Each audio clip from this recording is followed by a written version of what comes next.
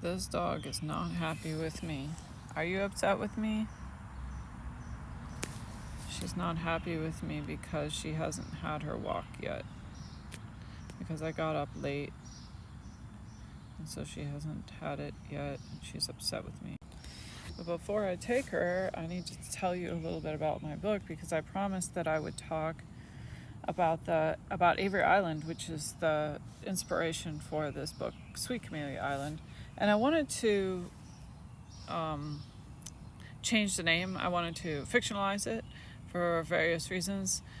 One is that one of the interesting things about Avery Island that I thought was just really too complicated to include in this novel is that it has two things that makes it suitable for making pepper sauce, which is what they make Tabasco sauce on Avery Island. And one of the things is salt mines, or salt caves, which can be mined. And that's the thing that I did not want to deal with in this book. I thought about doing that, but it actually turns out to be super complicated because you have a whole separate group of workers then, which they did have, who worked in the salt caves, like mining the salt.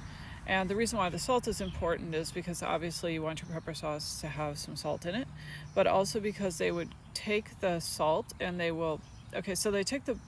have barrels that have the pepper mash in them. And the pepper mash has to age for a certain amount of time, sort of like wine or whiskey or whatever. And they would take the top of the barrel and cover it in salt. So basically, the cover of the barrel was a thick layer of salt. So they need a lot of salt.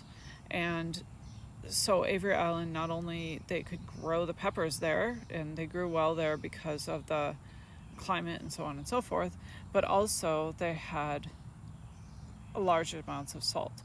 So I decided not to include that in the book because, again, it's just too complicated to create this world where you have not only a group of workers who are dealing with the cultivation of the peppers, but also a group of workers who are dealing with mining the salt. And they were usually, I think, from what I understand, not the same group.